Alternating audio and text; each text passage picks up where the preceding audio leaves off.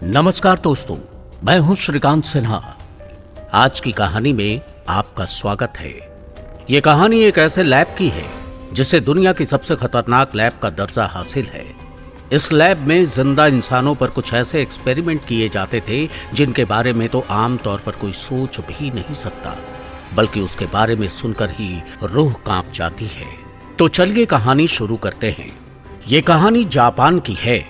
Japan की imperial army में एक चीफ मेडिकल ऑफिसर हुआ करते थे जिनका नाम था general shero Ishi. General shero Ishi को केमिकल और बायोलॉजिकल चीजों के रिसर्च में महारत हासिल थी। अब जाहिर सी बात है कि इस shero Ishi chemical and biological हथियारों को तैयार करने और उनके इस्तेमाल करने के मामले में विशेषज्ञ थे।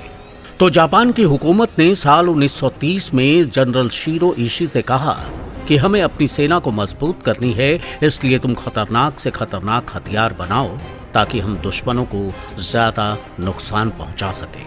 शीरो इशी ने कहा कि ठीक है। इसके बाद शीरो इशी ने रिसर्च करना शुरू किया और आखिरकार 2 साल की कड़ी मेहनत के बाद उसने एक प्रोजेक्ट तैयार की। प्रोजेक्ट तैयार करने के बाद उसे जापान की हुकूमत के पास इजाजत के लिए भेजा। अब जापान की हुकूमत की तरफ से मंजूरी तो मिल गई, लेकिन शीरो इशी से कहा गया कि इस प्रोजेक्ट में जिस लैब को बनाने की बात आपने कही वो किसी भी सूरत में जापान की सरजमी पर नहीं बनेगा। इसी बीच जापान ने साल 1932 में चीन पर हमला कर दिया और चीन के मंचूरिया इलाके पर अपना कब्जा कर लिया। इसी मंचूरिया इलाके में मौजूद था पिंग फोंग शहर। इस पिंग फोंग शहर में कई लैब पहले से मौजूद थी। उसमें से एक लैब को जापानी हुकूमत के इशारे पर जनरल शीरो इशी ने टेक ओवर कर लिया। टेक ओवर करने के बाद वहां अपनी जरूरत के हिसाब से एक लैब तैयार की और उस लैब का नाम दिया यूनिट 731। इस लैब को बनाने का मकसद ये था कि भयंकर से भयंकर बीमारियों का मानव शरीर पर होने वाले असर को देखना। अब जब ये लैब चालू हो गई तो शीरो इशी को एक्सपेरिमेंट के लिए जिंदा इंसानों की जरूरत पड़ी। लिहाजा जापान की आर्मी ने उसके एक्सपेरिमेंट के लिए चीन, मंगोलिया और कोरिया जैसे देशों से जंग के दौरान पकड़े गए कैदियों को जनरल शीरो इशी के हवाले कर देते हैं और जनरल शीरो इशी उन कैदियों के शरीर में खतरनाक वायरस और केमिकल्स डालकर एक्सपेरिमेंट करते हैं। उस लैब में कई तरह के एक्सपेरिमेंट होते थे और उस दौरान जिंदा इंसानों को ऐसी ऐसी खौफनाक यातनाएं देते थे कि उसके बारे में सुनकर कलेजा कांप जाता है। उस लैब में फ्रॉस्ट बाइट टेस्टिंग नाम का एक एक्सपेरिमेंट होता था। उस एक्सपेरिमेंट के दौरान इंसान के हाथ पैर को पानी में डुबा दिया जाता था और वो जब तक जम ना जाए तब तक पानी को ठंडा किया जाता। फिर जमे हुए उस हाथ पैर को गर्म पानी में पिघलाया जाता, सिर्फ ये देखने के लिए कि उनका हाथ पैर कितनी तकलीफ झेल सकता है। इस पूरे प्रक्रिया के दौरान हाथ पैर गर्म पानी में लकड़ी के चटकने की तरह आवाज करते हुए फट जाते थे और ऐसे में कई लोगों की जानें चली जाती थी। उसी वक्त इजिप्ट में एक जानलेवा बीमारी फैल रही थी जिसका नाम था सिफिलिस। साइंटिस्टों ने इस बीमारी का अध्ययन करने के लिए इसके वायरस को बंदी बनाए हुए कैदियों में डाल देते थे, ये देखने के लिए कि इस वायरस का इसके ऊपर क्या असर होता है। शुरुआत में ये एक्सपेरिमेंट चीनी सेना और अलग अलग देशों से पकड़े गए कैदियों के ऊपर किया जाता था, लेकिन बाद में ये आम नागरिकों पर भी किया जाने लगा।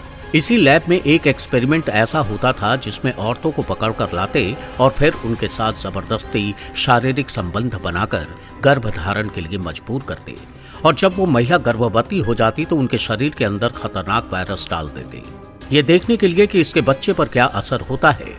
इस तरह के एक्सपेरिमेंट पे कई बार महिलाओं की मौत तक हो जाती थी। इस लैब के साइंटिस्टों ने प्लेग बम नाम का एक बायोलॉजिकल हथियार विकसित किया था। इस प्लेग बम को गुब्बारे में भरकर हवाई जहाज के जरिए चीन के गांवों और कस्बों पर गिराते थे, ये देखने के लिए कि कितने प्रभावी ढंग से आबादी को मार सकता है। इस प्लेग बम की वजह से कई हजार लोगों की मौत हो गई थी। एक बार ऐसा भी होता था कि इंसानों के शरीर में पहले हैजा जैसे खतरनाक वायरस को डाला जाता और उसके बाद उनके प्रभावित अंगों को ये देखने के लिए काट दिया जाता कि बीमारी आगे फैलती है या नहीं। वैसे तो इस खतरनाक एक्सपेरिमेंट में कई लोग अपनी जान गंवा देते थे, लेकिन जो बच जाते थे फिर उनके ऊपर गन फायर टेस्ट किया जाता, जिसमें अंग विहीन इंसान को गोली मारकर, आग में जलाकर, गोला बारूद फेंककर ये देखते कि इनके शरीर को कितना नुकसान पहुंचता है। कहा जाता है कि जनरल शीरो इशी असल में इंसान के नाम पर जल्लाद था।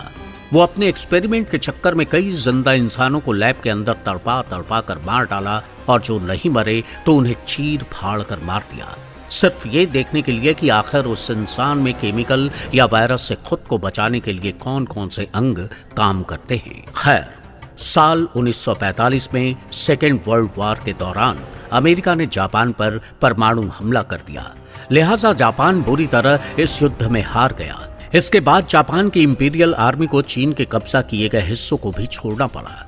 इसी बीच सोवियत संघ की सेना भी चीन की तरफ से युद्ध लड़ने के लिए वहां पहुंच गई। वहां पहुंचने के बाद सोवियत संघ की सेना ने यूनिट 731 को अपने कब्जे में ले लिया और उस लैब में काम करने वाले तमाम जापानी साइंटिस्टों को भी युद्धबंदी बना लिया।